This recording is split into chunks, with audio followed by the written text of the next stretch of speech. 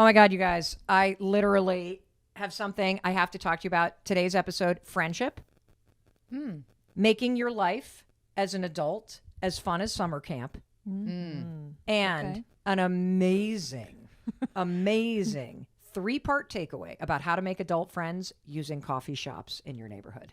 Okay. Awesome. Okay? Yes. But first, I came from a coffee shop. Can we talk about this freaking pastry that I brought? It's gorgeous. Oh my God. I love a pastry, everybody. I exercise simply to eat a 10,000 calorie pastry. Yeah. Look at it. Well, it's worth it. Yes, we're going to get to the friendship thing first, but first I want to become besties with this pastry. Most of you don't know this, but I have a love affair with pastries because my grandparents, Betty and Frank Schneeberger, they... What are you laughing about? That name. You're laughing at my freaking Well, name? yeah, it is a funny It's name, just and also you perfect. act like you know Betty and Frank Schneeberger. Yeah, right down the road. Like it's like a very funny like. Well, they're no Betty longer, and they're under the Frank. ground and up in heaven. No, now, I'm but- sure. Yeah, no, but they sound like folksy and like they are people that we would like to be friends with. I would like to and know eat a them. pastry with. They and Frank. are salt of the earth. My grandfather immigrated here from Austria at the age of 15. Wow. He was in the Navy. My grandmother grew up in a coal mining town in Ohio, and they met because she was shipped off from the coal mining town to become a maid for some rich family based on a newspaper ad. Whoa. Oh And my they gosh. met, and when he got out of the Navy, they started working in a bakery in Chatham, New Jersey. And my grandfather was the baker. And ultimately, over the years, they bought out the owner, and they were the Chatham bakery people. This is, by the way, why I never saw them, because they ran a bakery by themselves. And when you run a bakery, Dude, you're running a bakery. when you you're cannot, on when you're on Team Butter, you just are on Team Butter all the time. Yeah, so I always think about my grandparents when I see a great pastry. And my love of flowers, that's my other love, comes from my parents because I was forced to weed every single weekend of my life and deadhead. But so I love pastries, and this one is a winner. And I promise we're going to get to the friendship, but first, can we just all collectively... Wow. Yeah. So here's the breakthrough that I had. When I first moved to this tiny ass town, couple years ago now, I guess I've lived here full time now for about a year. When I first moved here, I hated it. I was lonely. I had no friends other than you two.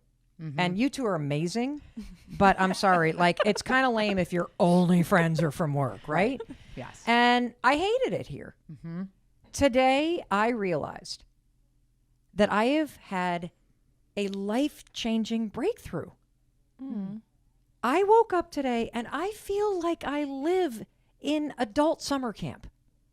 That's awesome. I woke up, I rolled out of bed, I had my glass of water, I made my bed, and then I checked my phone, and Amy, you and David Gerbitz were already texting like schoolgirls. We were. Like at 5:30 in the morning. We He's were- like, who's up? Yeah. And you're texting photos of the view Yes. this morning. And then you're We like, were- who wants to do something? Is Amy pulling a card? Are we going for a walk? What's happening? And then you said, Mel, get in here. And that was the last text I read. And I was like, here? What do you mean in here? And then I realized you were talking about just get in the text chat. Yeah. And talk to us. Well, we were up before the bugle, at camp, kind of like we were just up, and we're like-minded in that way. We're all up early in the morning, doing our thing, getting our day started. So I was like, Mel, get in here. What have you got to say? What are we my doing? God. And I Yeah. felt this like, oh, I have friends. Yeah. I have friends that are having fun that want me to have fun Yes. with them. Oh my God. Aw. Oh my God. And Yeah. then like it just was this moment. And so, excuse me.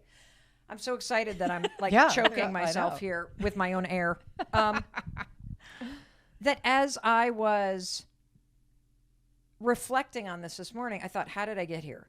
How did I get here? How did I get from being new to a tiny community, feeling so depressed and lonely, being worried that I had made a huge mistake by leaving a place that I had been for a very long time, convincing myself I would never be happy, I would never find people that were my friends, I would never have an experience in my life where I had friendships like people have in college or you have at summer camp and you're just having fun and you're doing life together and there's some drama but no drama really, like, Right. Yeah.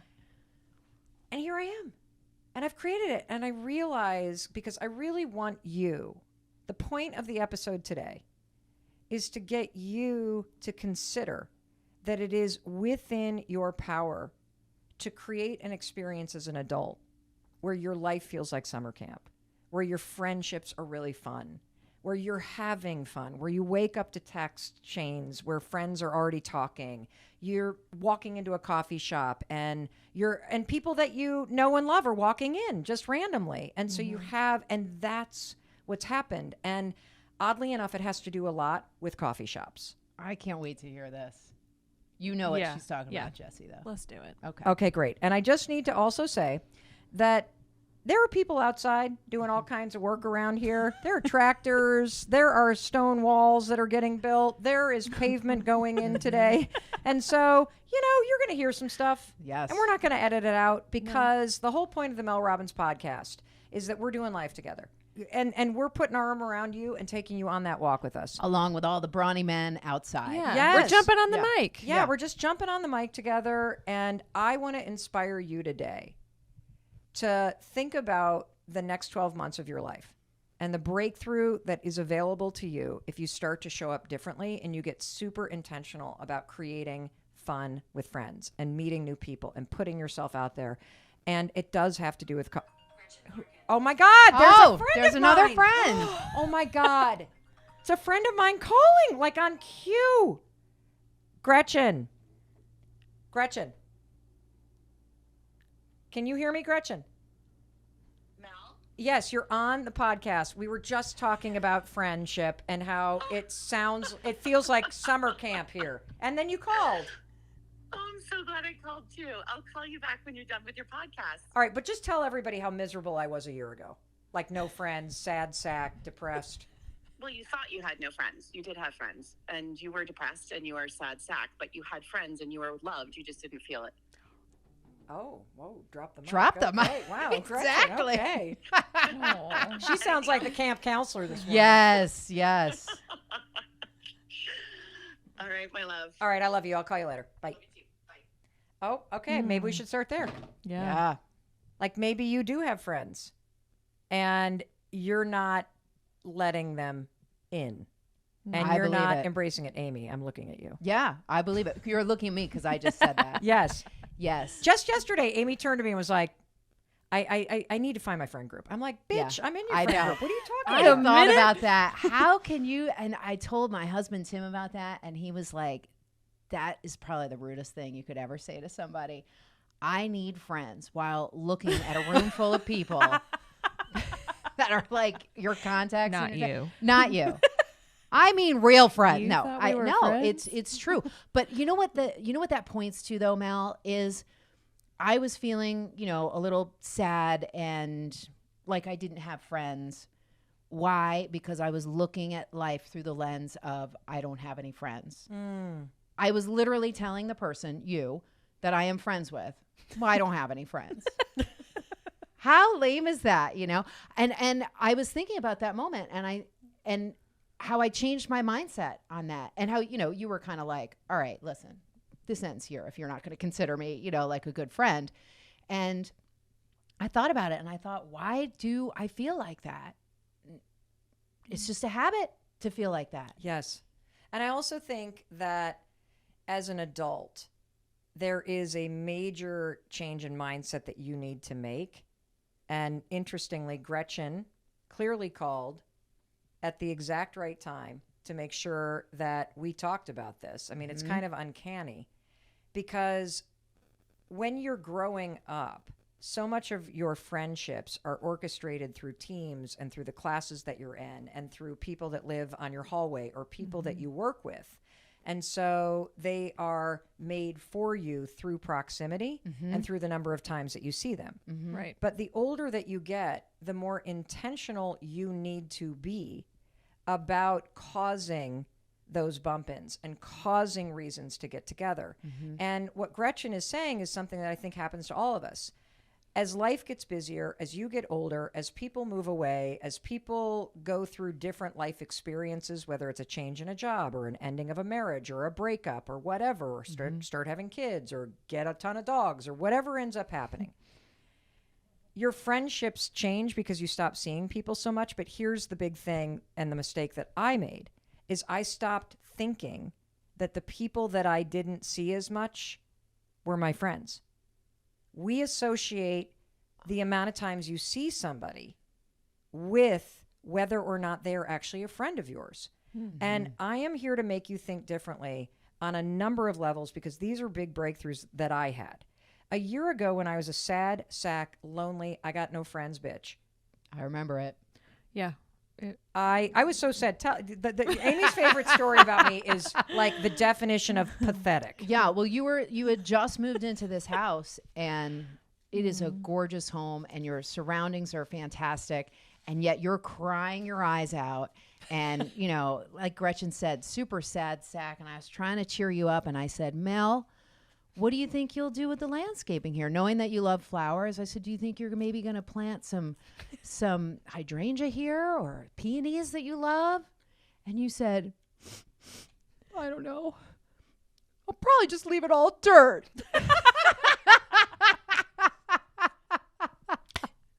And what do we know? Who's outside today? Right. We're planting. Yeah, and a year peonies later, and here I am hostas. planting peonies, hydrangeas, and tons of hosta. Yeah. And this is an important part, because when it comes to loneliness and friendship, it doesn't matter how nice your car is. It doesn't matter how good your job is. It doesn't matter how much money you have or you don't have. If you tell yourself the story that nobody likes you, or that all your friends are gone, or that you're the only one that doesn't have a friend group, Or you can't have any fun. or you can't have any fun, or you're not having any fun, or you'll never have fun again, you will stay stuck there. And the truth is, your friends didn't go anywhere. Your friends, I am convinced, and I need you to hear this loud and clear, every single adult right now is having a friendship crisis. You believe that your friends are having this wild party and you're not invited, and it's not true. Every single time I talk about this topic with anybody, they chime in and say, I feel the exact same way. Yeah. I feel like I never see my friends. I feel lonely. I'm not having as much fun as I would like to have. And I got so sick and tired of going, I'm just going to live with dirt. I'm not going to plan anything. That I said, woman, if you want to have more fun, if you want friends, you got to put your ass out there again. You do. You have to cause this. Just like if I want plants to grow, I got to plant the seeds. I got to split the hosta. Yes. I got to stick them in the ground. And I'm telling you, I want to inspire you today to think differently about friendship. Okay. I want today to be the day that you turn the corner and you start to plant those seeds, because you can wake up a year from now and go, holy guacamole. My life feels like camp. Yeah. I have a lot of friends. I'm having fun again. I'm like bringing the fun. activities. There's activities. And they're on purpose friends, like what I call on purpose friends. What does that mean? Right? Like not friends from work, although we know that they're great. You're an on purpose friend. Yeah. Though, for No, me. yeah, I'm not no, calling you're you an on purpose friend for me too. Wait, not an on purpose friend? What is an on purpose friend is somebody that you deliberately saw and wanted to be friends with and made that friendship happen. Okay. So not on purpose would be work friends, or friends that you, I don't know, that you maybe do some kind of sporting activity with, but like, it's not because you're a friend group first. It's just the sport. They're an comes acquaintance first. kind of There's- person. There's a common bond, but that bond comes before the friendship. So like the softball team's going to always exist, whether you're on it or not. Hold on a second. Right? Yeah. Okay, I love this distinction. Okay. The difference between the bond that's created versus the friendship that's developed. So to use the three of us as an example, we have a bond because we work together every day, but our friendship got created because we took it way further than just the bond of work. Yes. There's I caring love and that. empathy and nurturing and support. Outside and hours, outside hours. And outside and probably HR non-compliant. But that's cool conversations. because it's on Yes. purpose. Yes. It's okay. It's Yeah. on purpose. Yeah. So We want to. on purpose friends are amazing, and I'm kind of just opening up to that too, because you don't feel like they're. I think that's part of the reason why I felt like I didn't have any friends, because you feel like they're just friends with me because I work with them. Right. Yeah. Or they're just friends with me because I'm in school with them. Right. Right. And that can make you feel like you're not really a good friend. Yeah. But on purpose friends, for me, fill your life with such vitality and activity and excitement because they're there for you. Yeah. They're the friend that's behind you, not behind the softball team or the organization that you work for or whatever. They're there for you. How great is that to be on purpose with your friendship? Great. So already 2 massive takeaways, and I haven't even talked about the coffee We got shop to get to trip. the pastry. But I want to make sure that we pull this apart because number one, there's a lie you're telling yourself, which is you have no friends. That's actually not true. Your friends are still there. What's been missing is the fact that you're not being proactive about developing the friendship piece. So let's take Amy's little framework there. Every relationship, when it's a friendship, has both the bond, which is usually created from some outside force. You're a neighbor, or you're working together, or you go to the same yoga studio. Or your family. Or your family. Yeah. Yeah, it's a good one. Or whatever, like you went to college together. When the bond that brings you together all the time disappears, it's on you to keep the caring and the interest and the outreach alive because that's what the friendship actually is. And so I want you to understand that all those people that you used to hang out with, that you used to feel that bond with, they're still there. And they're thinking you left. Yeah. And you have an opportunity to flip your thinking and realize it's literally about reaching back out. It's literally about getting very intentional about the reconnection because the last 3 years and everything that we've all been through, I think, evaporated the bond that brought most of us together in real life with our friends. And so that's takeaway number one. Takeaway number two is that this is possible in your life. You can have an experience in your adult life that your entire adult life, when it comes to friendship, is a camp experience. That you're in it with other like-minded people, that you're having fun, that there are activities. And if you want that, then get the shovel out and start planting some seeds. Welcome back.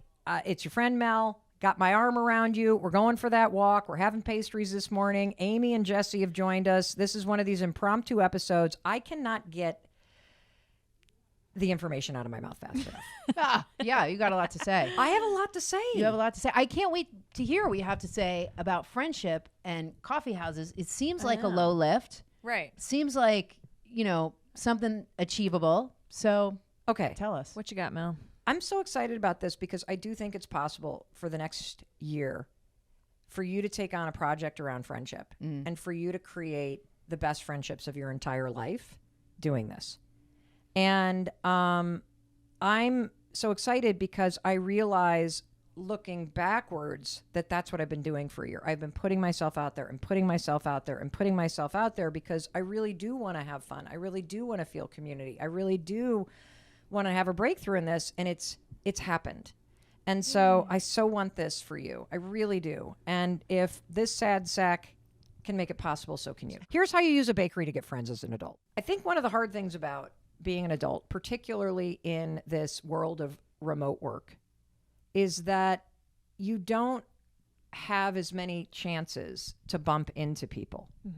And so what you were talking about, Amy, of that bond of a softball team or people that you meet at work or people that you meet at your kids' soccer games or people that you might meet because you're going to a yoga studio. One major thing that has impacted adult friendship is that people are way more secluded in their homes. And so it's reduced exponentially the opportunity for the first part of friendship, which is that external bond that brings you together. So you got to create the bond. And what I realized in moving to a new town in the last year or so is that it's hard to find people. Like, where am I finding my people? And I don't want to seem like a desperate stalker. So, how do I find my people? And when I'm out in public trying to create this bond, how do I approach without seeming creepy? How do you do that if you're introverted? Like, this is weird. Yeah. Because you also, it's not like we're all freshmen in college again, because people that are out in public, you don't know if they're new to the area. You don't know if they've been here Are they forever. tourists? Yeah. Right. Yes. You don't know. Yes. And so we sort of opt out Yeah. of these opportunities. Yeah. And that's where the coffee shop comes in. So first, I want you to think about your town. And I'm going to tell you something that's true that you've probably never thought about. There are 4 types of coffee shops in your town. Okay. There is the chain. So Dunkin' Donuts, Honeydew, Starbucks, insert your favorite chain. Okay. Yep. And that's one type. There is the first responder coffee shop. And I'm going to explain more about that. That's where the EMTs, the volunteer fire folks, the police officers, they're all gathered there every morning. There is the kind of like the neighborhood local coffee shop, which is the place that a lot of moms stop by quickly to grab, the regular, the carrot muffin, the latte or whatever on their way to school, or maybe they meet their mom friends after school. And then there's the 4th type of coffee shop in your neighborhood, which is that super kind of high-end one. The kind of place where people wear an apron with leather straps and the pastries Totally. look like you Yeah. would pay $75 for them. Yeah. Right? Yeah. Okay. Are you getting a I see cocktail or a that. coffee? You don't Yes. know. Yes. Yeah. And you have to think about it and identify those 4 types of coffee shops, because the coffee shops themselves create an opportunity to create that external bond that is needed in order to form a friendship. Hear me out. Yeah. Because all 4 of those types of coffee shops automatically, like the sorting hat in Harry Potter, sort out the kind of people that walk through the front door. Yeah. I I'm could getting see that. this. Yeah. Yeah, Right. yeah. Yeah. I'm with So if you think about the first type of coffee shop, the chain, Yeah. Yep. that is not a great place for you to create a bond with anybody that you want to become friends with. And I'll tell you why. Because those kind of coffee shops are very transactional. Yeah. A lot of them have mobile order. A lot of them have drive-through. And so the entire psychology and energy of anybody going to that coffee shop is get in and get out. Yeah. Get in Yeah. and get Make out. it efficient. Get in and get out. Don't want to be seen. Correct. Right. And if there is somebody sitting in there with a laptop, they are likely going to be sitting there with a laptop, not every single day, because they will probably be asked to not use it as their local library. Yeah. But they're likely going to have headphones on Right. because they're Yeah. trying to get something done. And because that kind of coffee shop experience is so transactional that people are in and out and in and out and in and out, it's a very distracting place to work. Right. And so that, while they may serve great coffee and it may be an efficient way to put a mobile order in and zip in and get your coffee as you're commuting somewhere else, it's not a great place to create a bond. Yeah. So we're going to just move that off the table. Okay? Yeah. Makes sense. Second type of coffee shop in every community is what I call the first responders, salt of the earth coffee shop. This is where the people that grew up in the town, the old Yes. timers, the volunteers that keep our town running, the highway, roads, kind of Yeah. what's that? Construction workers. Yeah, like I love these road maintenance. Yes, they yeah. got the best damn donuts in town. And the It's- little cups of coffee. Oh yeah, the saucers. little those like Yeah. thick saucers. Yeah. This like used to be the diner Yeah. crowd. Yeah. And it's here's- an institution. It's an institution. yeah. Yeah. And when you're new, it is intimidating as hell It to is. walk into it, even It's though it's true. all of the most best, amazing people. Nicest Who know people. everyone. I Yes, know. they make They your have- town yeah. run. right. Yes. But it feels Like an insider. yeah. Yep. It feels like a Yeah. hard casing on top of that you have to kind of crack. And you feel like through. you have to It's sit why. down there. Yes. Yeah. Yeah. Now that kind of first responder, salt of the earth. Thank you for your service, everybody. We love you. Yes. The backbone of our town. That kind of coffee shop proves my point, because that coffee shop experience where everybody gathers, they're always there. having their cup of coffee before work, or they're always there after plowing all the driveways out in a snowstorm. Very routine. Right? That coffee shop has created their bond. Yes. They Wow. prove that it's possible. Yes. Never thought about that. Right? Yeah. And a great by point. sitting there over a cup of coffee and having it be a ritual to start their day together most mornings, their friendship is deepening. And a couple things about this kind of coffee shop. Best donuts in town. No question. No question. No question, best Yeah. donuts in town. They probably have a croller, that Yeah. big, kind of donut thing that you're going to dip in. I'll tell you what they don't have. Those kinds of coffee shops never have a machine that makes cappuccinos and lattes. You're right. Don't have espresso. Right. Yeah. Nope. You know what they have? They have the kind of institutional coffee pot maker that has the two pots. Yep. Yes. It's like a metal tea and the two pots with the black Yes. handle. Mel. Yeah, Right? you can and get- sort of the opaque Yeah. like Yeah. thing, and then they pour the coffee in, and then Yeah. they've also got the cream where you pull back the little packets and Yep. you have to Yeah. shake them, right? Yep. Oh yeah. Like So that's that coffee shop, and so here's the thing I want to tell you: if those are the kind of folks that you really connect with, and this is my entire extended family. I come from a line of farmers and machinists and COs and sheriffs and nail technicians and school administrators and Right. people that own bakeries. These are my people. Yeah. yeah. But it is so intimidating when you're in a new town It is. to penetrate that older, not older as in age, but that old school Established. all bond, Yes. established crowd. Yeah. Yeah. It's like being a kid and sneaking into the teacher's lounge. It is like that. Yeah. But if you're lucky enough to do it, Yeah. they're going to be great people. You're, Yes. you're Yeah. in good hands. But I Yeah. think that if these are the kind of folks that are your folks, if you just show up every week and you sit down, they will put their arm around you. Yeah. You Yeah. just got to start showing up. And so that's coffee shop number 2. And I'm so happy that it also proves my point about the bond and that this is possible for you. We're going to take another quick break because I want more of this pastry. Get in there, Mel. And when we return, I'm going to explain coffee shop number 3 and coffee shop number 4. And then we're going to get into some really great techniques that you can use once you pick which coffee shop you're going to try to establish your bond in to make the approach. Stay with us. Awesome. Welcome back. get in here, Aim. It's your friend Mel. This pastry is so damn good. It came from coffee shop number 4. I'm talking about Wow. adult friendship and how I'm on a mission to inspire you to create the best friendships of your entire life.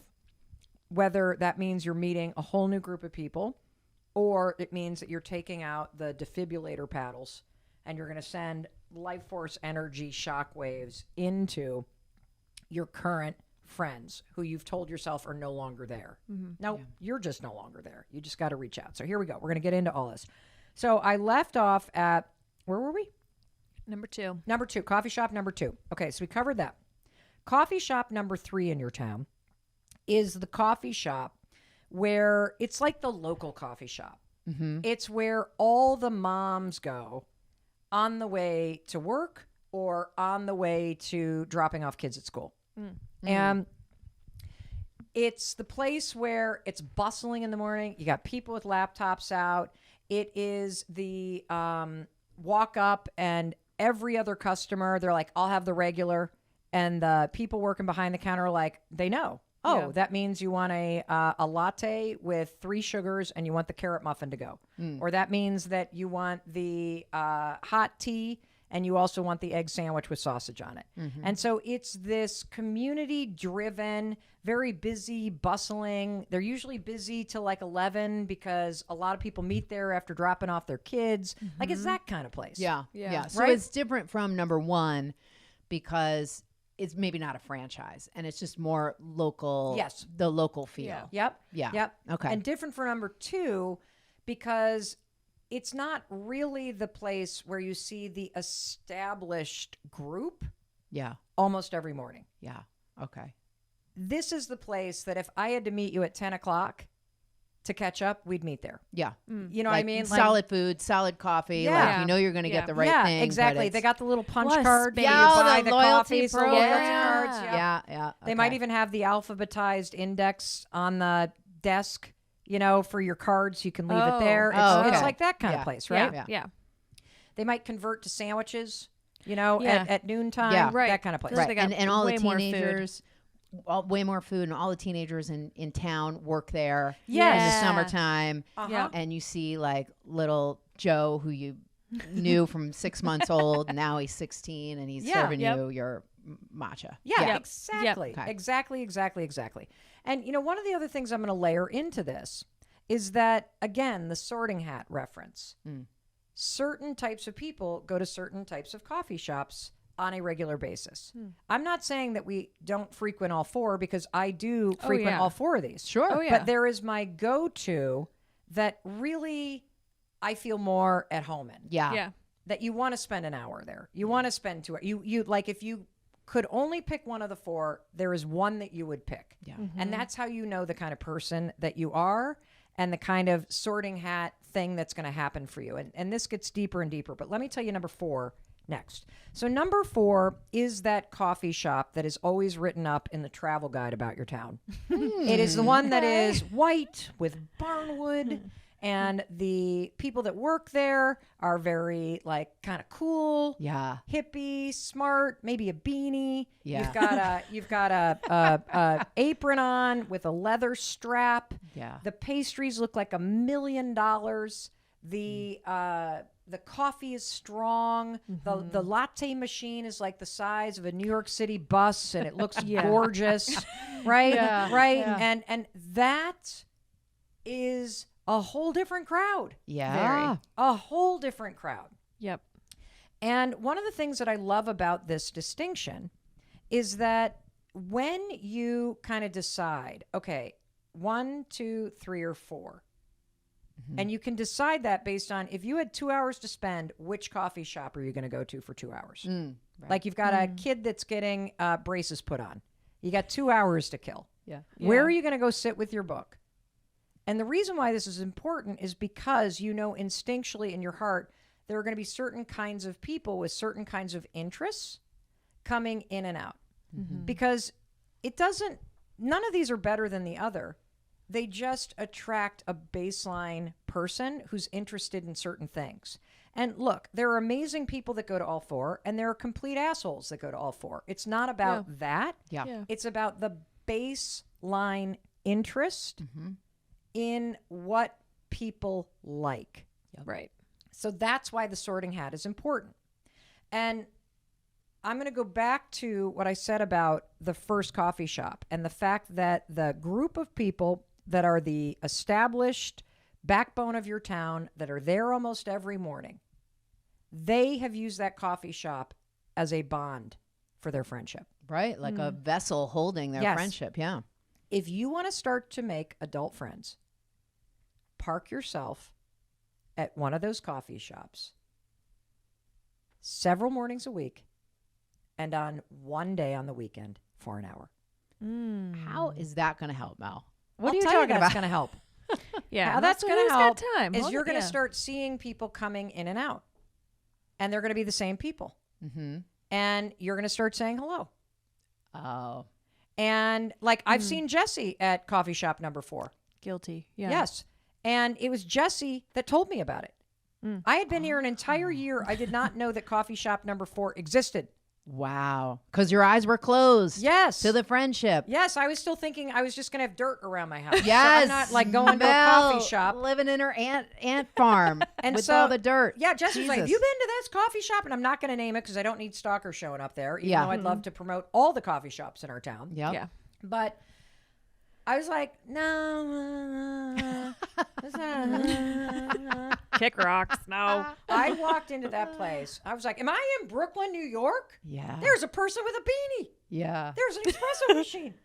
There's a pastry that I'd pay $75 for, largely because it tastes like $75, and also the ingredients for me to make this at home. It would take me 8 hours. I would burn it and cost me $75 in ingredients. So Yeah. I'm willing to pay $5 for this thing. I think it was what it was. That's a bargain. Bargain. That's a freaking bargain. Yeah. And when I walked into this place, I was like,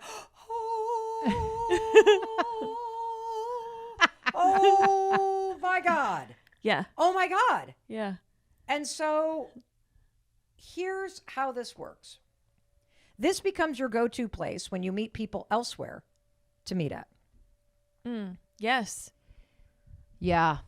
So anytime you meet somebody new or somebody introduces you to somebody in the town, you say, how about we go get coffee on Saturday morning at 9:00 at the such and such? Yes. Now, here's where this starts to build. As you meet new people, here's what you say, because I always meet my friends there at 9:00 on Saturday morning. You're That's a creating good an ad right institution. there. You're creating your Yeah. bond and your institution. You know what? You know what's hitting me right now Tell about me. all of this? Friendship is a verb. Oh. Ooh. Like when you're saying, oh, let's meet up for coffee, or let's, let you park yourself there. And then you have to actually, park yourself at the coffee shop, and then you actually have to talk to people. Yes. Friendship is a verb. Like you got Yes. to be doing things. It's an action word. Like you have to make it happen. That's Yes. what's hitting me right Yes. now. Yeah. And the Good more you point. go there, the more you start to know the staff and the owners. Yeah. And then you'll see who else knows the staff and owners. And then that gives you an in. Don't you just love this place? How long have you known so and so and so and so? And here's another way that you can strike up a conversation. If you're standing in line, turn to the person next to you and ask them, what's the best donut? What's the best muffin? What's the best pastry here? What do you recommend? Yeah. That's your in. Yeah. Yeah. That's your in. And here's the other reason why I don't like category number 1 for this kind of friendship building. And the reason why is it's so transactional. Who in their right mind turns to anybody at a Starbucks or a Dunkin' Donuts is like, what donut do you recommend? Yeah. No, you're like, idiot. They've had the same ones for a decade. What do you mean, what ones? Have you never been here? The menu has not changed. Yes. And plus, you don't know if they're just driving through Yeah. Yeah. Yeah. on their Right. way somewhere else. Yeah. Pit stop. Yeah, it's a pit stop. And so this allows you to start to create that bond. It gives you a place where you're always going to say you meet people on Saturday mornings there at 9:00 in the morning. And that's your parking spot. Wow. That's your bond. And then you tell people that every time you meet them there, and then people start to bring their friends. Yeah. And that's how it starts to grow. And here's another tip. If you're shy and if you have trouble approaching people, here's the best way to approach for anybody.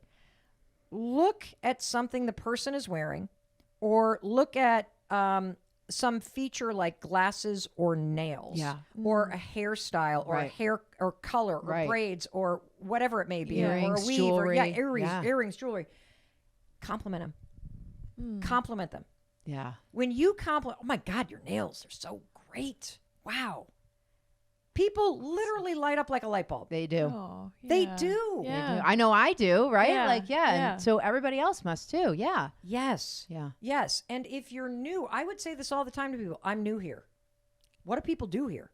Yeah. Or even if you're That's a not good new one. somewhere, you can say to somebody, I've lived here a long time, but these last 3 years, I think I've kind of become a little bit socially awkward. I've fallen out of loop of what's going on this weekend around here. Yeah. Yeah. And here's what's super cool about that. Let's go back to the way that coffee shops work as sorting hats. If you ask somebody that at Starbucks, the likelihood is they're going to shrug their shoulders and be like, I don't know. And then they race off because they're just coming in for their mobile Too order. busy. Yeah. You go to coffee shop number 2. Those folks are going to tell you something super fun like, oh, well, there's a tractor pull over at such There's a and potluck. such. Yeah, Yep. yeah. Or there's a whatever, there is, or there's something going on over at the, there's a bingo night or this, that. And Yeah. I'm not saying any of this is good or bad. I'm just saying it's a type of thing. Yeah. Or Yeah. there's a huge more neighborhoody. pizza fundraiser thing Yeah. going on for the local, fire department singing a job. If you go to coffee shop number 3, it'll be like, oh, well, there's a art fair at the school this Birthday weekend. party. Yeah, those kind of things. Something going on at the library. You go to number 4, it's like, oh, well, there's a mushroom foraging such and such Yes. happening. Or there's a author coming to the bookstore. Right. And so, again, because it's a sorting hat of what people are interested in, you're pulled in for the aesthetic, you're pulled in for the type of food, you're pulled in for the vibe. But those kind of folks that kind of love those sort of things tend to have certain kind of events Yeah. Yeah. that they go to. And so you're also then going to get recommendations that also feel like it's something you actually might want to do. Right. Well, and what I'm also getting from this is that it's a better spot to make conversation at number 4. Because it's not transient where people are going in and out.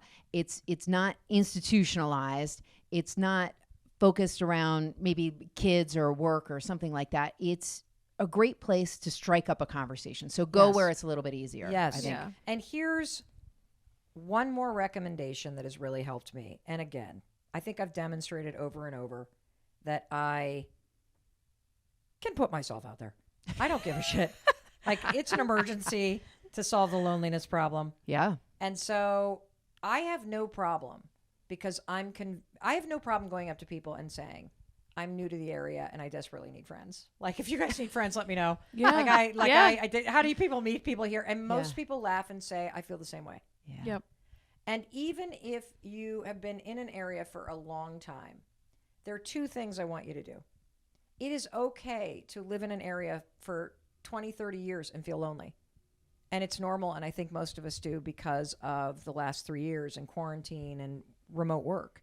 Mm-hmm. It's okay to do all of this in your own town where you've always lived and to say to people, I've become a hermit.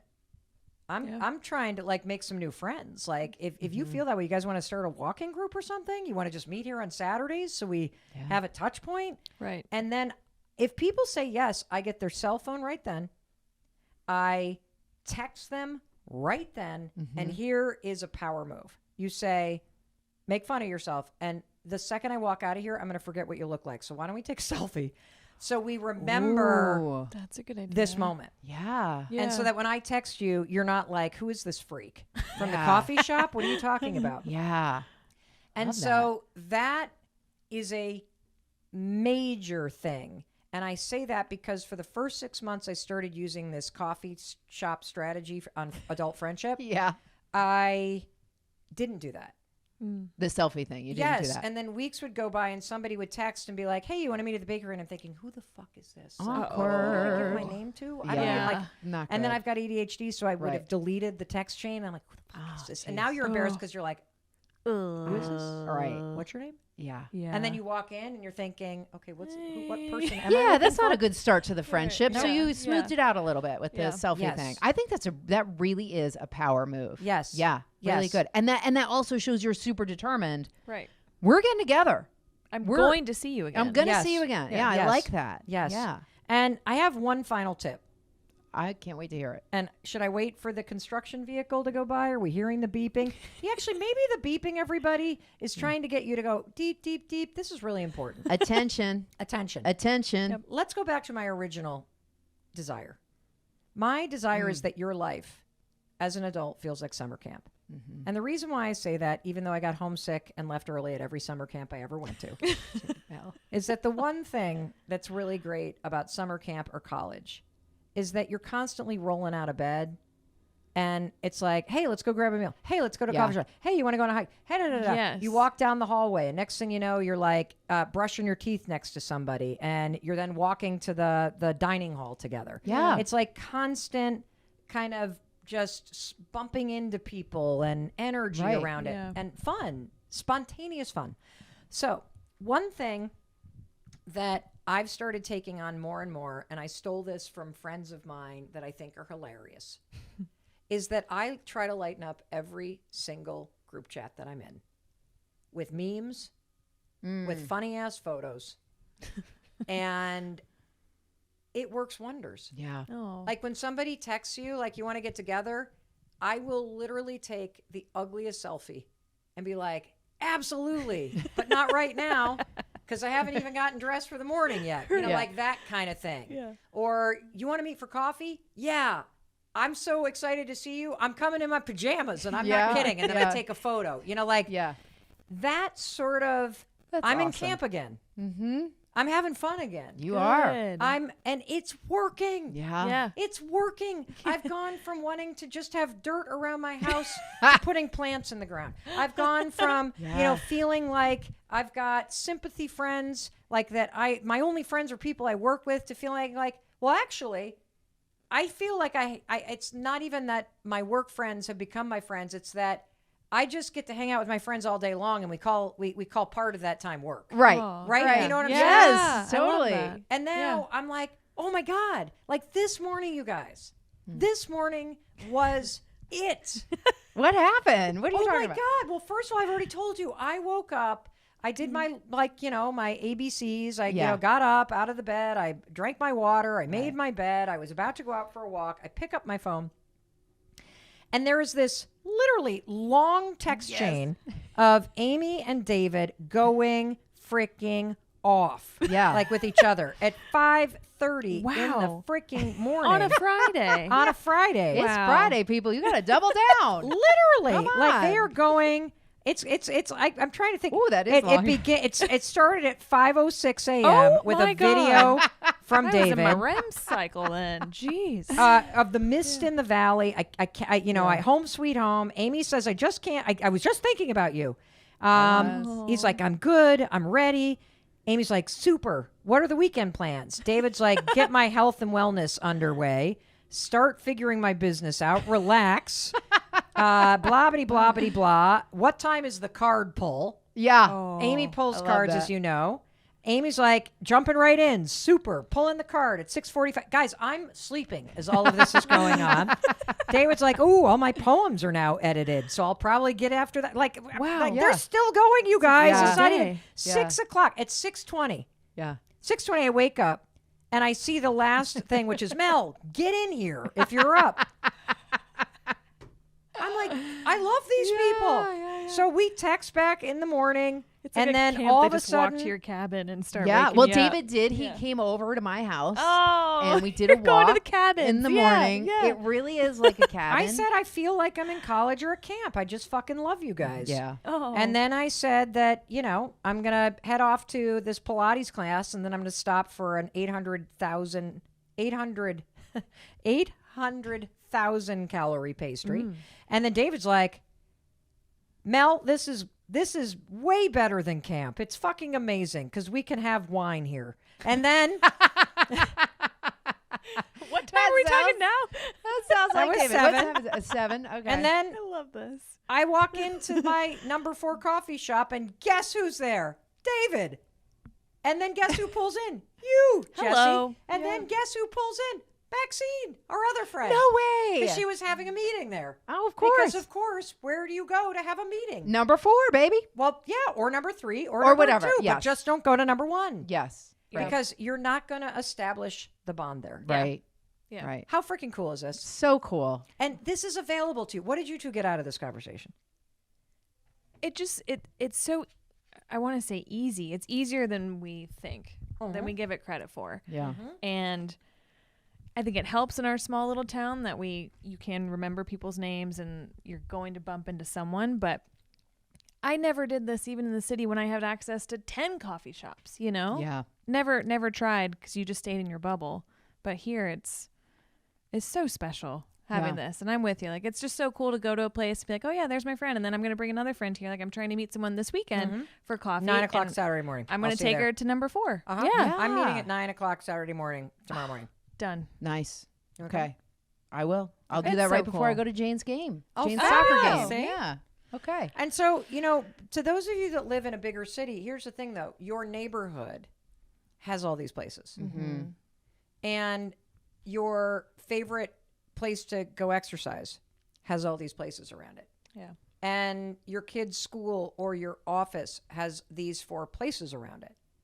And so get intentional, because getting serious about adult friendship, which means A, stop lying to yourself. You do have friends. All those people that were your friends that you saw all the time, and those bonds that kept you in proximity that have disintegrated, your friendships are still there. It's on you to reach out. Number 2, use the coffee shop model. Use the coffee shop model and get intentional about this. And you be the first, and you be the one pushing it, and you bring Yeah. the fun. Number 3, approach. Just be interested in people. Yeah. Be open. Make sure you get their contact information. Yeah. Take a selfie. At least take a photo of the pastry or whatever so you can remind them. Yeah.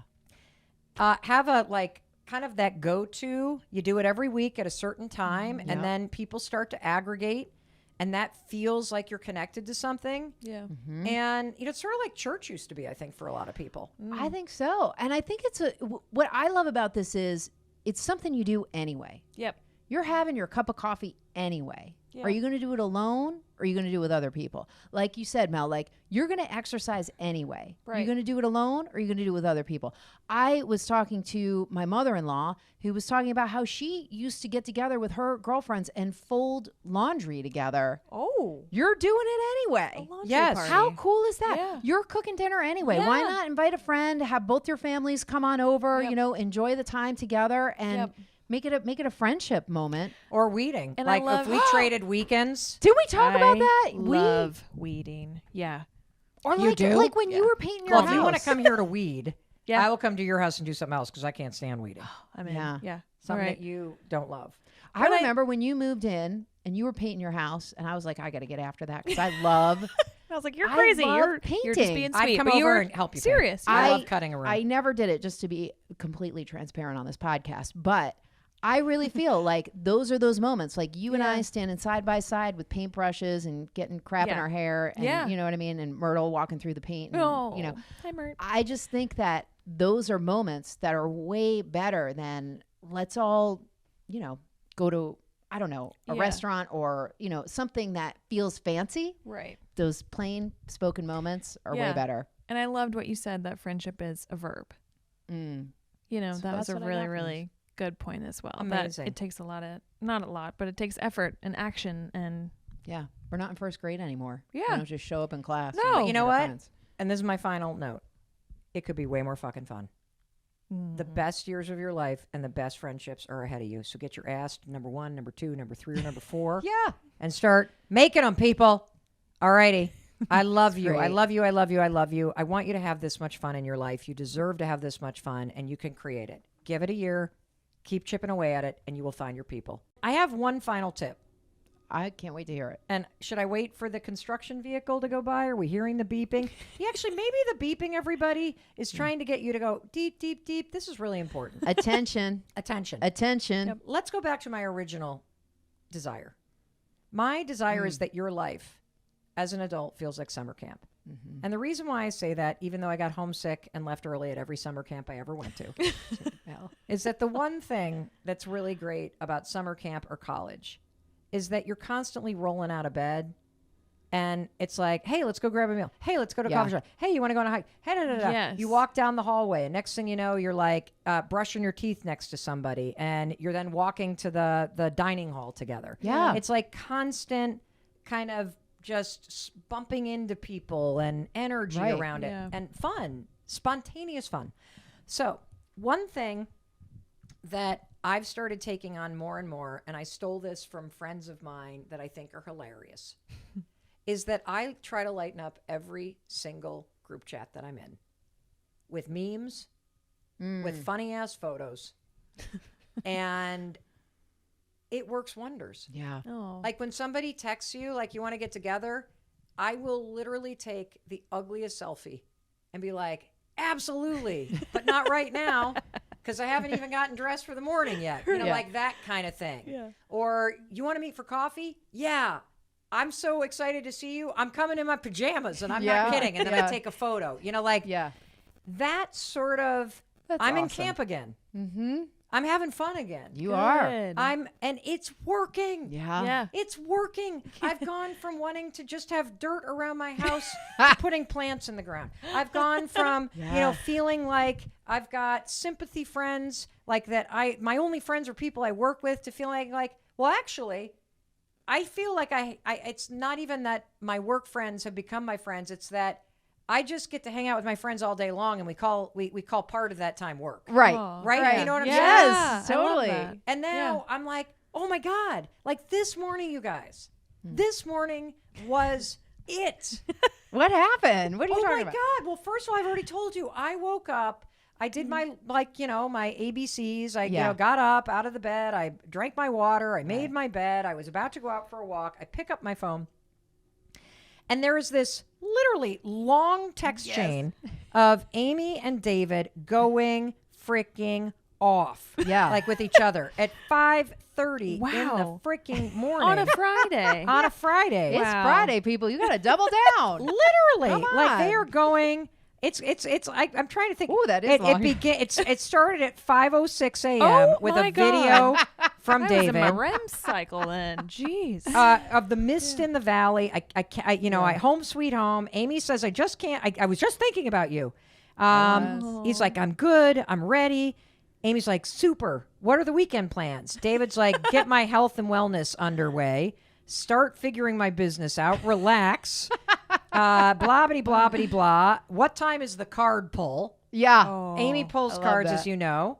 Amy's like, jumping right in. Super. Pulling the card at 6:45. Guys, I'm sleeping as all of this is going on. David's like, ooh, all my poems are now edited. So I'll probably get after that. Like, Wow. Yeah. they're still going, you guys. Yeah. It's not even Day. 6 o'clock. It's 6:20. Yeah. 6:20, I wake up and I see the last thing, which is, Mel, get in here if you're up. I'm like, I love these people.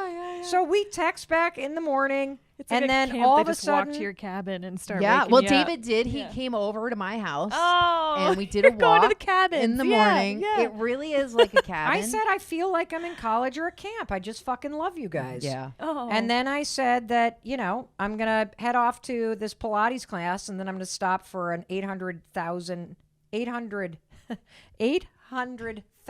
calorie pastry.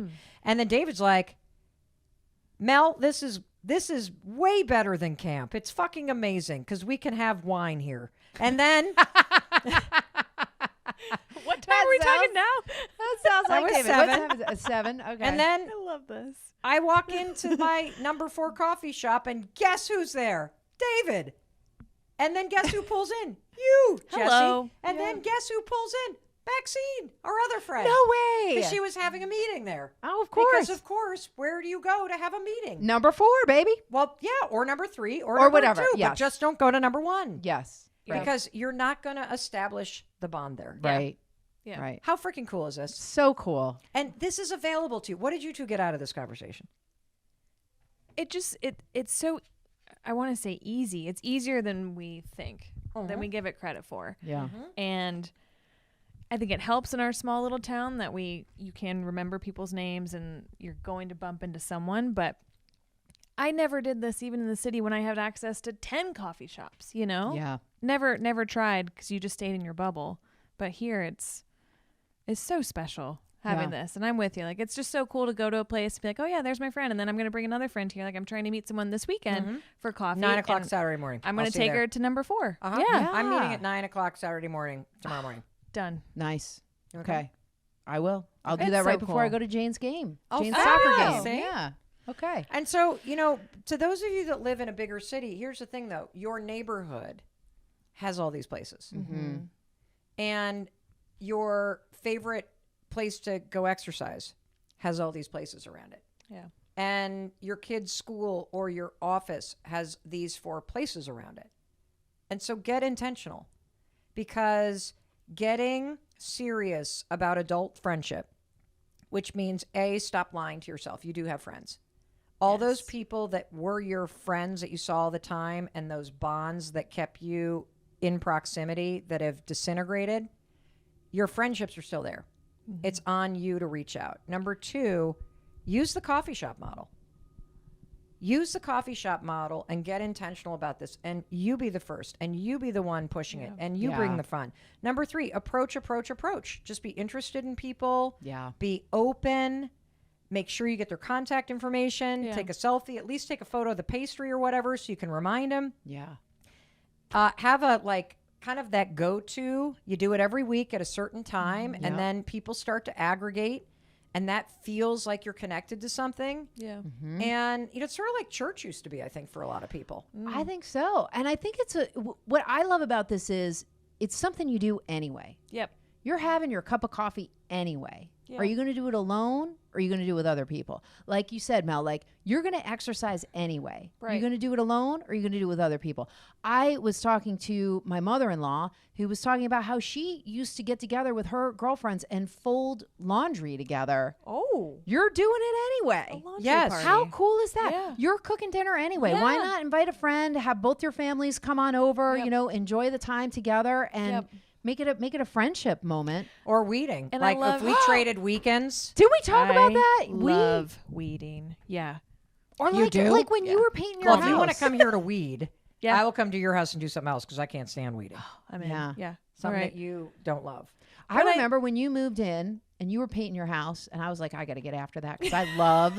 I was like, you're I crazy. love You're just painting. being I'd sweet. come but you over were and help you paint. serious. I Yeah. love cutting a room. I never did it, just to be completely transparent on this podcast, but I really feel like those are those moments, like you and I Yeah. standing side by side with paintbrushes and getting crap in Yeah. our hair, and Yeah. you know what I mean, and Myrtle walking through the paint, and, Oh, you know, hi, Mert. I just think that those are moments that are way better than let's all, you know, go to, I don't know, a Yeah. restaurant or, you know, something that feels fancy. Right. Those plain spoken moments are way Yeah. better. And I loved what you said, that friendship is a verb. Mm. You know, So that was that's a what I really, got from really good point as well. Amazing. That it takes a lot of, not a lot, but it takes effort and action. And Yeah. We're not in first grade anymore. We Yeah. don't just show up in class. No. and But meet you know our what? friends. And this is my final note. It could be way more fucking fun. The best years of your life and the best friendships are ahead of you. So get your ass to number 1, number 2, number 3, or number 4. Yeah. And start making them, people. All righty. I love you. I great. love you. I love you. I love you. I want you to have this much fun in your life. You deserve to have this much fun. Do you want to be the, quote, house that all the friends come to? Oh my goodness. Okay. We are the quote house that all our friends come to. And honestly, like, love my friends, love them to the moon and back. And they love this house so much, in fact, that they just show up. Sometimes without me even knowing. Sometimes I won't be here and I'll get a text and I'll be like, yo, where are you? I'm here. And I'm like, I didn't invite you over. And they're like, well, I'm here. And I feel like that's more of a question for you. Because just like for me, like I always love seeing my friends and like we are able to accommodate them. So of course I'd love to be the house to have them. Well, do you feel any pressure? No. Or is there anything on you that it's, you know, that everybody wants to be here? I mean, no. Because like all my friends have come here so much that they understand what works and what doesn't, what they can and can't do. And so it's gotten to a point where I don't really need to police anybody. Gotcha. And it's really nice. Yeah. And I mean, I'm a sucker for sleeping in my own bed. So, That's you know, true. if all my friends are coming over, of course. But for you, it's your house. Yeah. So, So this is our third rodeo because you have 2 older sisters. Yep. And we lived outside of Boston when they were in high school. And the fact is, I would have loved to have been the house. I grew up in a house that kids hung out, friends were constantly coming and going.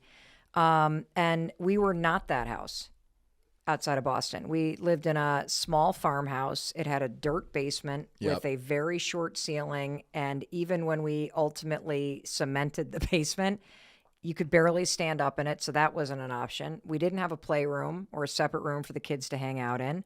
And, you know, it was just like a long, narrow house. And our daughter Sawyer didn't want to bring her friends there because they wanted to be doing all kinds of shit, right? You know, that high schoolers do. And all her other friends had basements or had party barns or had like a playroom that became the teen hangout. And so we never were that house. And I was always missing the energy and the fun and the just the commotion that comes when your house is the hangout house. And so I was really jealous of all the other families who were constantly hosting the kids. When Kendall was in high school, she was a little bit more innovative, and I think she they would came over a lot. Yeah, her 2 or 3 girlfriends would come over and they'd sleep over at our house. Yep. But she had a couple parties where they would have them in the garage. Yeah, that was smart. That Yeah. was smart. Yeah, and our garage was kind of underneath the house, so You didn't they hear the could be down music there. You and- didn't hear the music.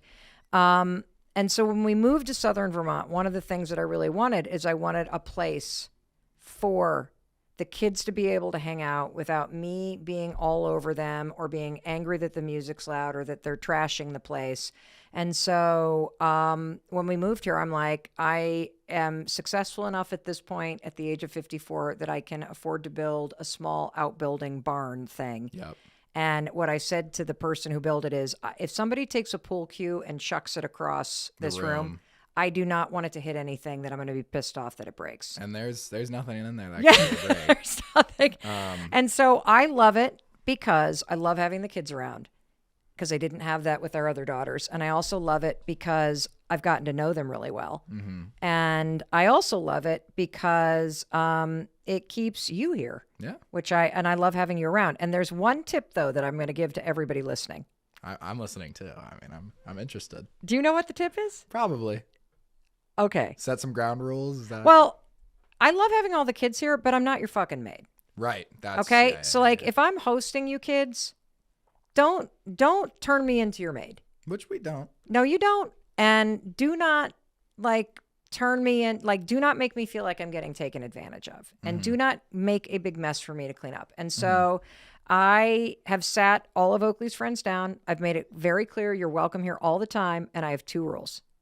You need to leave this barn the way you found it, which means the trash in the trash, the counters wiped down, the shit put away that you pulled out, and you have to make the bunk beds. It's a religious thing. Like every morning after we wake up, we're just like, all right, like make the bed. Like there's photos. Now, in so the tell them bunk what room. I did. Yeah. So she actually did sit everybody down. And like, I actually fully recommend that.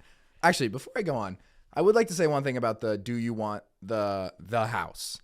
If you're not the type of person that doesn't want a bunch of kids running around your house, you don't have to be the house. Like, Yes. if you want that and you can have it, go for it. It's so much fun. Fully recommend it. But if you don't want it, don't do it. It's not the end of the world. But to go on, you sat everybody down, you talked to them. And if you're worried that the kids are going to think you're the bad guy or you're evil, like they understand that it's your house and you have a few rules. And my friends are totally fine with it. And so my mom printed out a step-by-step like photo thing that's in the bunk room still. And it's just there. I mean, we don't even need to look at it anymore because we know it by heart. But it's like we wake up, make the beds, go out, clean the room. And then, yeah, it never takes that long. Like it's always good. Well, and here, what he's talking about is bunk beds are a pain in the ass to Oh my make. God, the top ones are such a pain. And- but we still do it. Yes, because I'd be angry if I were the one doing it. Yeah. So you guys, seriously, I made the beds and then I took photographs of how they're made. And we make them the Pull same the sheet exact up, way. pull like, it back, tuck it in, fold the comforter, put it down, take the 2 European shams, stick them in front of the pillows. Yeah. There is a step-by-step photo guide. And I'll tell you what, these 17 and 18-year-old boys make a fabulous bunk Yeah, bed. you'd think they're like interior designers. Like they set the pillows up perfectly. Like it's great. It's great. But you know what I love about it is, first of all, when you have that talk ahead of time, I think teenagers and young adults respect you because you're respecting them. Secondly, they know what's being asked of them. So it's not a situation where they're having a party and you stomp in there and start screaming at people, which Yeah. I've also done. You have done that. But I also think when you say this is how you can be successful at my house, people want to do something to say thank you. Yeah. And so I feel like I earned more respect, and your friends know how to be respectful in a way that I care about because of that. Yeah. And your kids will be mortified when you do it, but do it anyway. They'll be mortified, do it anyway. But also, one more thing is don't make your kid do it because your friends are gonna if you're making your kid be like, guys, my mom wants you to make the beds. They're not gonna do They're it, not yeah. gonna do it. Jeannie wants to know, Mel, when do I know when it's time to walk away from a friendship? When you're giving more than you're getting. And I want to unpack this a little bit. Here's the thing. Friendships are a give and take. And I think it's very important when you have a friendship that if your friend is going through a hard time, that you are there for your friend, that you understand that they are not capable of pouring back into you the way that you may need them to. And part of friendship is showing up in hard times. And so when I say that you know when a friendship is no longer worth it, when it's been a sustained feeling of you not getting back what you're putting in. It's no longer that somebody is going through postpartum depression, or they're going through a divorce or a breakup, or they're recovering from an illness, and your role in the friendship in this moment is to be the strong one, to be the one checking in. It's a situation where it's just sustained. You're the one always making the effort. You're the one that is always asking about them. You're the one that is always making the plans. You're the one that is always reaching out, and you are not seeing that reciprocated. And the thing about friendship that we don't think about is not everybody's supposed to be in your life forever. And I don't know where we all got this idea that you have to be lifelong friends with everybody. You're not going to be, because friendship is about energy exchange. It's about a vibe. It's about you and this person being in a place in your lives where you are able to kind of bring out the best in one another. You're able to support one another. You can laugh together. And sometimes those friendships are because of circumstance. It's because of where you live or where you work, or who your kids are friends with, or who your partner is friends with. And that's how you came to be. And I talked about this with my daughter a lot, about a relationship that ended, that sometimes your friendships or your relationships make a lot of sense when you share a container of college or a job, or being of a certain relationship status, or living in a certain place. And what you'll find in life is when the container disappears, oftentimes the binds that kept you in the friendship disappear as well.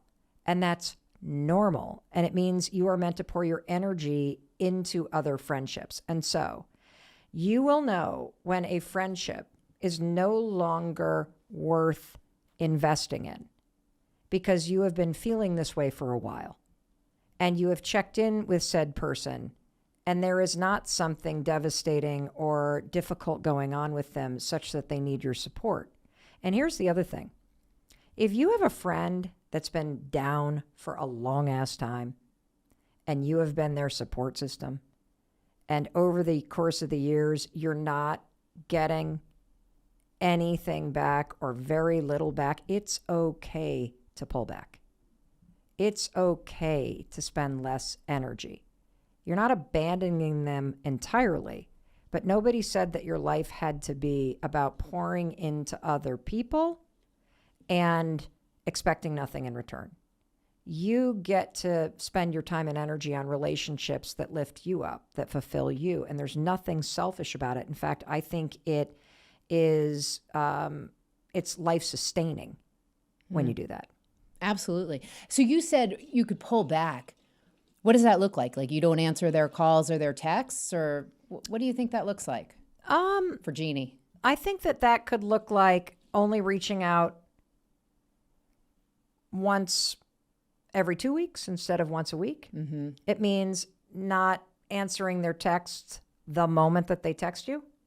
It means not feeling obligated to invite them to the party that they're throwing. Mm-hmm. Like, stop and think about, well, what are you getting in return for your effort? Because there is a reciprocal nature to friendships. Friendships are not one way. And what you often find in a relationship is when you stop putting in the effort, the relationship completely disappears. And what you come to realize is, holy shit, this actually wasn't a friendship. This was me chasing something. And this was me thinking that the relationship was something more than what this person thought it was.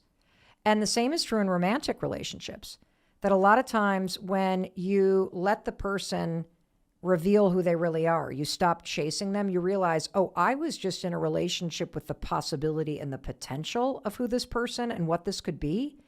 And the second I stopped living in a fantasy and I started pulling back the chase and I just started seeing how this person showed up, I realized, oh shit, like I've been in a fantasy land in this relationship for a long time, pretending that it was something else. And that's a painful moment, but I'd rather you do that on your own than have somebody rip out the rug from underneath you because you were too scared or too stupid or too blind by your own fantasy or chasing or insecurity that you didn't wake up and drop the reins and realize you're the one putting in all the effort. Right. Makes a lot of sense. And here's the other thing. Everybody's busy. Like I also feel like I've got 100 people or more that I think are really awesome that I never see, that I don't have time to text. And guess what? They don't have time to text me either. And I feel like life has gotten so busy and people move a lot in modern life. Mm-hmm. It's not like it was when our parents or grandparents were around where everybody stayed in the same state or county. And so I also think you got to upgrade your definition of friendship in general to not have to mean that you have to be in constant contact with people. Some of my favorite people in the entire fucking world live the furthest away from me. I almost never see them. We don't text back and forth. We did not raise our kids together. And yet, if they needed me, I would be on a plane. Every time they call or they text once a year, whatever, I smile. And so also don't grip this friendship thing so tight because I think you have a lot more friends than you realize. You may not be spending time with them. And instead, you're pouring energy into people who are not giving it back to you. And that's when you got to pull in the let them theory. Just like stop chasing everybody. Stop pouring into things that don't give you energy back. And then when you stop doing it and you let the other person show up or not, now you know what you're dealing with. Awesome. Love that. Upgrade your friendship expectations. So tool number one, I promised 3 tools. Tool number one is a framework. You're starting to realize Mel Robbins, she loves her frameworks. And here's why. I think advice is boring and intellectual. And so I like to have metaphors and frameworks because it helps me to truly, make it stick. So here's one of my favorite frameworks for friendship. You've probably heard it. There are 3 types of friendships, and this helps you be really flexible in your friendships. It also helps you to remind yourself of the truth, okay? So here are the 3 types of friendships. You ready? And this framework is there are friends for a reason, there are friends for a season, and there are friends for a lifetime. That's it.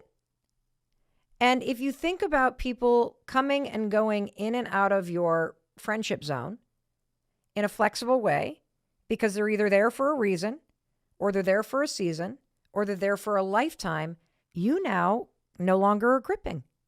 You can be flexible. You can assume people like you. You can stop holding on to the wrong people and trying to force somebody who's just there for a reason to try to be a lifetime friend. This is such a helpful framework. Let me explain it. So these people are in your life for a reason. These would be work friends. You see them all the time because you work together. They might be the parents of other kids that are on your kids' sports team, or they might be people that are on your team, right? That you're playing sports with. They're there for a reason. They might be your neighbors. They're there for a reason. These are great friends to have. They're there for a certain period of time. They're there to teach you something. They're there to support you on a leg of the journey called life. These are awesome friends. But don't grip onto them. Be flexible with them. Let them come in and out of your life. Love them up. Enjoy them while they're there with you. And then at some point, when you no longer have that reason to have those friends in your life, they sort of fade a little bit. They're still your friends. I guarantee you 10 years later, if you were good friends with your neighbor, they would certainly help you out. So would your friends at work. This is why flexible friendship is such an awesome concept. Now let's talk about a season. So these are folks that are there typically a little bit longer. They're there for a chapter, a season. So they might be the people that you met in college. And you were really, really close friends during college. And you were really, maybe you roomed together after college. But then people start peeling off. They start heading in different directions. They maybe move away to different cities or they get married. And so these are close friends for a certain season of your life. And, I find that I had a lot of really good friends that I was friends with when I was a young mom. That was a really amazing season in my life. I will cherish that season of my life. I had so many close female friends because we were all doing life in the same season at the same time.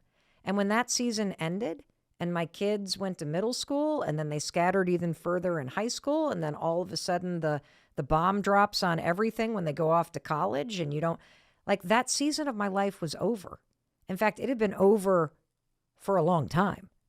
And so seasons are a beautiful thing. And I'm in a new season of my life. I'm beginning a new season here in Southern Vermont. And I bet you're beginning a new season.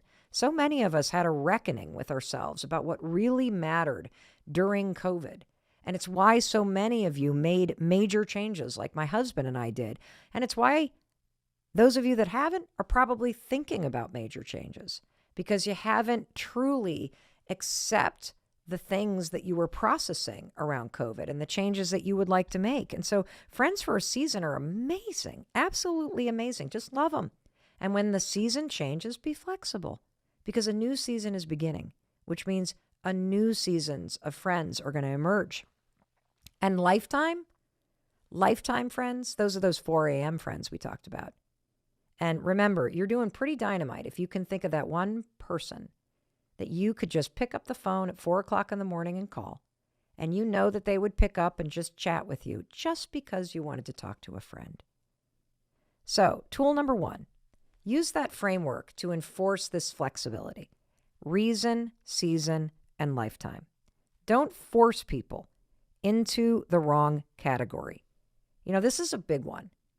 Please stop being mad at people for not being who you want them to be right now. Sometimes some of the most generous and beautiful and loving things that you can do for people is to graciously let them go and let them grow and let them be who they need to be in this season of their lives. Now let's move on to tool number 2, which you are probably going to hate, and that is you need to take action. That's going to require you to step out of the comfort zone of your couch and the comfiness of a Friday night alone, binge watching TV, and push yourself to get out of your comfort zone and make the effort to make friends. And this effort part's really important. There was this enormous study done at the University of Kansas, and this was mind-blowing to me. And I found it to be, again, another very helpful framework, because I think, you know, you're not a dummy, and neither am I. I know that if I sit alone in my house, it's not like friends are going to come calling and I'm going to suddenly have strangers show up that are going to become my new friends in this season of my life. I know I need to get out of the house. You know you need to make the effort, but we're not. And frameworks and research help me go, oh, this actually is a big deal. Oh, if I do want to change this and I want to stop feeling so lonely and I want to stop swimming in the toilet of comparison and dislike and insecurity, I got to climb out of the toilet. That makes a lot of sense. But this research from University of Kansas kind of blew my mind, because it puts friendship into a timeline, an hours perspective. Making friends, check this out. They studied how many hours it takes to make a quote friend. And this is fascinating. That as a student, it's very different than what it's like to make friends as an adult. This is why it can feel hard, because most of our lives, we were in seasons where we were forced to be in groups. Like, think about how you're in a group in elementary school and that's how you meet your friends. And then you're in a group in middle school and that's how you meet your friends. And then you're in a group in high school and that's how you meet your friends. And then you're in a group in college and that's how you meet your friends. And then all of a sudden your 20s hits and boom, everybody scatters. And you're like, where the hell did my friends go? In fact, I did a interview with Alex Cooper, who hosts Call Her Daddy. The episode is called, Where Did All My Friends Go? And we focused on this phenomenon in your 20s where you feel like you don't have any friends anymore. And the reason why is because for the first 25 years of your life, your friendships were basically handed to you because you were in settings with large groups of people moving at the same pace through life together. And as soon as you graduate, you're on your own, baby. It's a whole big world out there. And if you think it's hard in your 20s, wait till your 30s, 40s, and 50s. And now you have the tools, so we don't need to freak you out. But this is normal. And we require effort. And this University of Kansas study explains this. So if you're in college and you're like swimming in the sea with all these people doing the same thing at the same time, it takes you about 43 hours to become an acquaintance with somebody. Now, you're sitting in class together. That's part of the time. You're eating in the cafeteria together. That's part of the time. You're hanging out in the dorm room together. That's part of the time. When you're an adult, to become a casual friend, it takes you 94 hours. Why? Because your patterns are very different when you're an adult. You don't have as much overlap. It's why you tend to become friends as an adult with people you work with because you spend more time with them. It's why you're friends with people that you live near because you spend time with them. This is not just common sense, it's researched. And in order to go from just a casual friend to a really good friend, if you're a student, it takes about 57 hours, which makes sense because you're spending more time together. So you're sharing more experiences together. For adults, we need about 164 hours. That's so sad. This is why it's so important for you to have this perspective and for you to understand it's going to require effort on your part. And that's okay. Knowing that everybody feels this way, knowing that everybody's at their homes alone under the fuzzy blanket on the couch, feeling like a peach that nobody likes, swimming in the toilet of comparison, feeling like friendship is so hard. Knowing that, I hope is helping you go, oh, well, maybe I could be the one. Maybe I could get all the peaches together and we could make a pie or some jam or some cobbler. That's what I did this weekend. I'm going to tell you a quick story because I think it's really important. So here I am. I always say, please come visit me. I live alone on a mountain in Vermont. I'm lonely. But the truth is, I've met a bunch of really cool people up here. And every one of us say the same thing. It's amazing living here. And I really want to meet some friends. I really want to get together with people. I want to stop saying, let's get together and not make plans. And so I'll tell you a quick story because all it takes is leaning toward your curiosity. That's all it takes. I walk this loop all the time. That's right by my house. It's a beautiful loop. It's about 4.5 miles. And I love flowers. I know there's 5 love languages. I have a 6th. Flowers, flowers, flowers. I'm like a psycho about flowers. They remind me of my parents. I love growing them. I love bringing them into the house. I just love flowers. And so this year, I've been walking this loop for 26 years. When I would visit my in-laws before we bought their house, and now it's our own. And all of a sudden this year, there was this insane flower farm that popped up. And by flower farm, I mean this patch of flowers, like an acre big. And in the spring, it was this row of gorgeous double peony tulips and French tulips and parrot tulips. And I would do this walk and I'd stop and I'd take photos, and you've probably seen them on my Instagram stories. And then as those came and went, then ranuncula came up, and it was this like triple petal ranunculus and peonies. And I'm like, oh, it's like flower porn for me. And then now there's these field of dahlias. Like dahlias are mind blowing, just gorgeous flowers. And there was never anybody there, ever.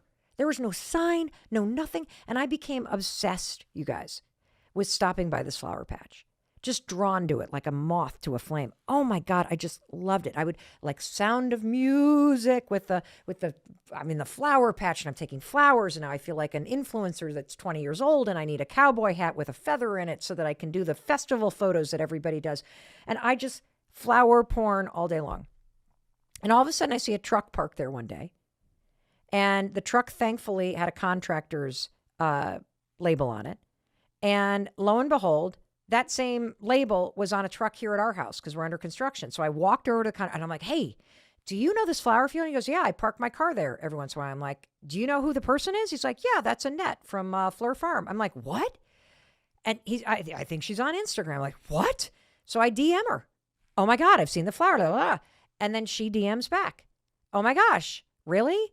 It's a labor of love. It's a hobby. A hobby? Yeah, I work full time.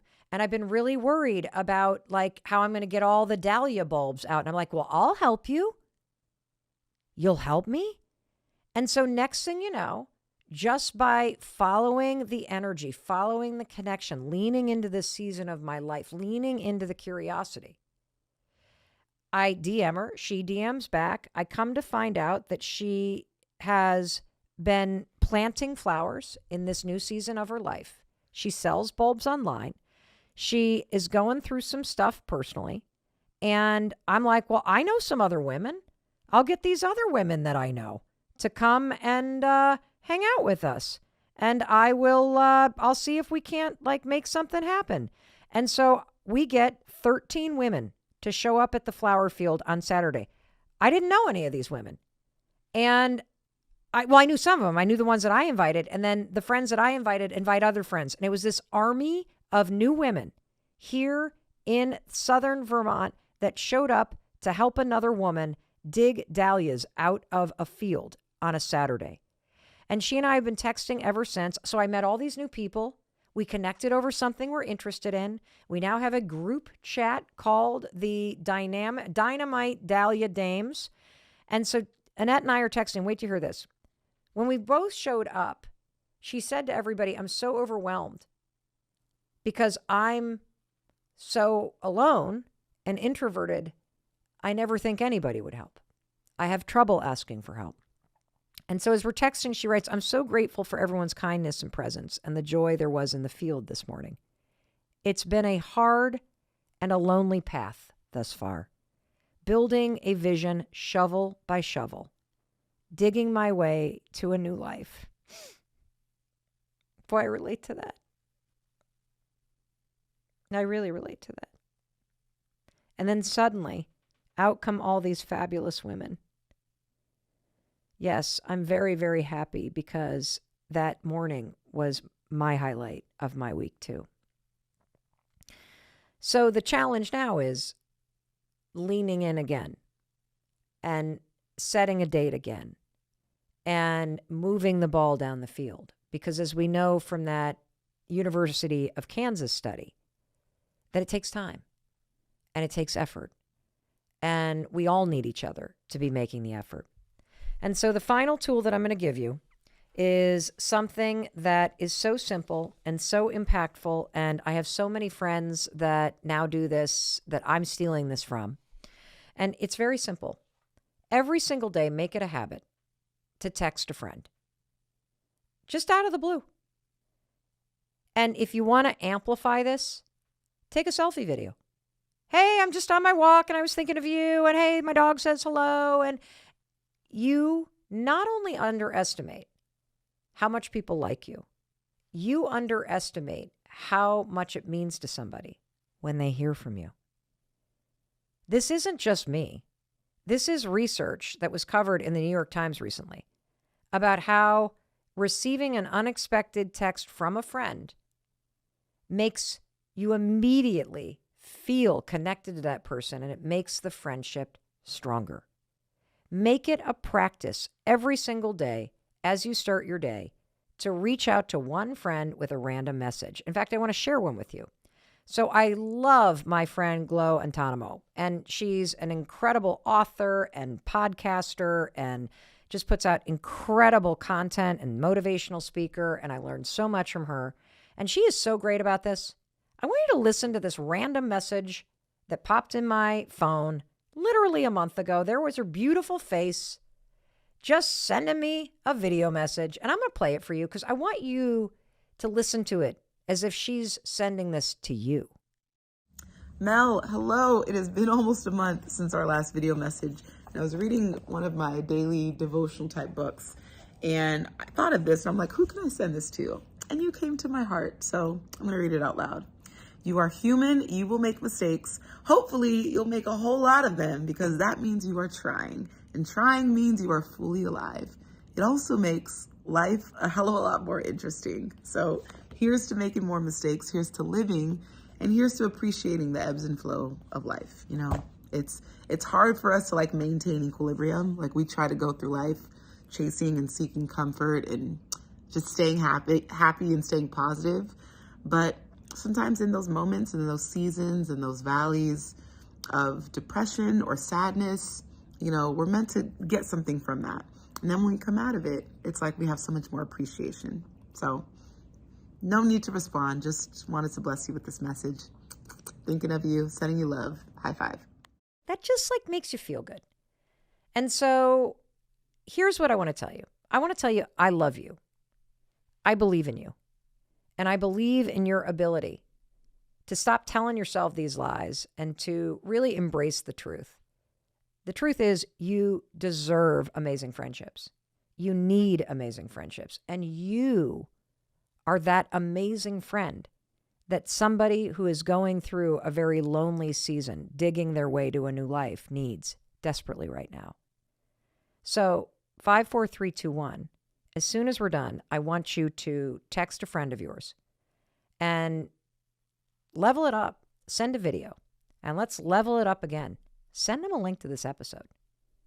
Because the more that we get everybody reaching out and the more that we create this ripple effect, the more we are helping people get the things that they deserve and find the courage to take the actions that create it and make it a reality. Hey, it's Mel. Thank you so much for checking this video out. And if you like this one, I have a feeling you're going to like this one too. I'll see you there.